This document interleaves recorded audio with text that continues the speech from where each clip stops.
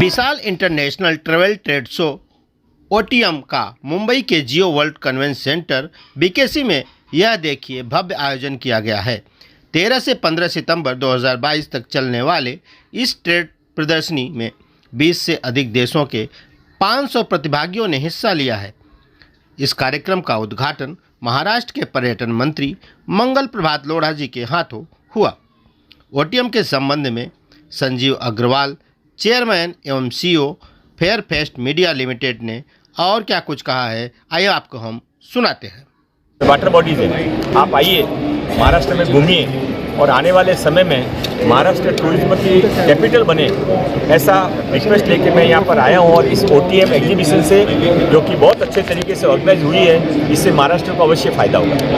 Sir, कितने देशों ने यहाँ पे भाग लिया है इस कार्यक्रम में? यहाँ पे दुनिया के लोग भी हैं, इंडिया के लोग भी हैं, पर वो लोग यहाँ से टूरिस्ट को अपने शहर में ले जाना चाहते हैं। मेरी उनको रिक्वेस्ट थी कि इसे रेसिप्रोकल सिस्टम बनाइए, आप यहाँ के लोगों को लाइए, ले जाइए, पर आपके लोगों को भी यहाँ पर महाराष्ट्र में, भारत में भेजिए, ताकि ये दोनों को इससे आगे जाके टूरिज्म का विकास हो।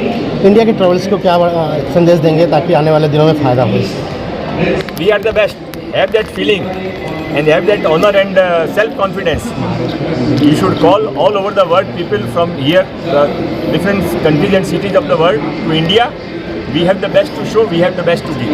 आपके सर मार्गदर्शन में महाराष्ट्र टूरिज्म किस तरह से आगे कार्य कर रही है ताकि महाराष्ट्र टूरिज्म में महाराष्ट्र के सब टूर एजेंट्स को, महाराष्ट्र के ट्रैवल एजेंट को, महाराष्ट्र के लोगों को लेके महाराष्ट्र में जो उत्सवों की बड़ी श्रृंखला है वो लेके दुनिया में जाएगा और आने वाले समय में महाराष्ट्र दुनिया का टूरिज्म कैपिटल बनेगा। सवाल है, मैं फेयरफेस्ट मीडिया लिमिटेड जो कि दिस ओटीएम नामक प्रदर्शनी के आयोजक है, उसका चीफ एग्जीक्यूटिव ऑफिसर हूँ।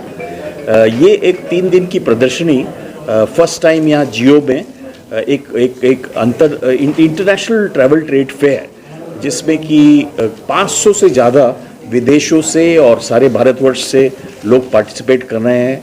और ये एग्जीबिशन में बताने की कोशिश कर रहे हैं कि कौन सी डेस्टिनेशन खुली हुई है जहां सैलानी जा सकते हैं, क्योंकि अब ये कोविड के बाद आहिस्ता आहिस्ता सारी डेस्टिनेशंस खुलती जा रही हैं।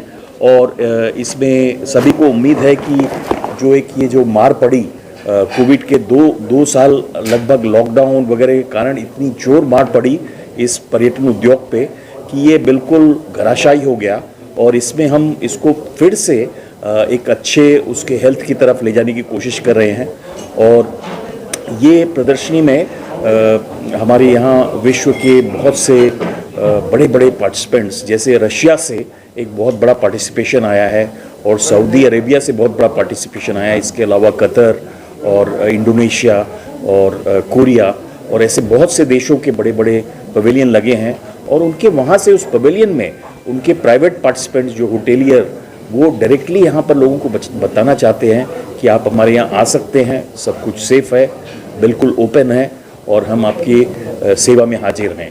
ऐसे ही हमारे भारतवर्ष में मिनिस्ट्री ऑफ टूरिज्म का बहुत बड़ा पेविलियन है। इसके अलावा गुजरात, गोवा, अंडमान निकोबार, केरला और ऐसे बहुत से राज्यों के बड़े बड़े पेविलियन हैं। और इनके भी होटेलियर सब वहाँ पर बैठ के बता रहे हैं कि भाई आप ये जो इतना बड़ा यहाँ पर एक दिवाली और जाड़े का टूरिज़्म का सीज़न आता है, उसमें बहुत लोग जाते हैं, तो ये इनको बताने आए हैं कि आप हमारे यहाँ आ सकते हैं।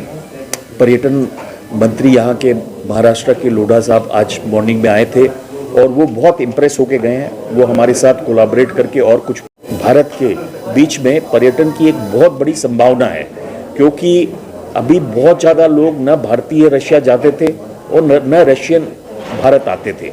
लेकिन अभी जो दुनिया भर में एक चल रहा है चक्कर, या तो ये कोविड का, या फिर वीज़ा प्रोसेसिंग में डिले है, और या फिर कुछ जो उनकी इकोनॉमिक रिसेशन है वेस्टर्न कंट्रीज़ में, और कुछ थोड़ा वॉर लाइक सिचुएशन कुछ प्रांतों वेस्टर्न कंट्री का। तो ऐसे टाइम में रशियन यहाँ पर कह रहे हैं कि भाई आप रशिया आइए, आपको उसी स्टैंडर्ड की या उससे भी अच्छी स्टैंडर्ड की बहुत सुंदर डेस्टिनेशंस मिलेंगी।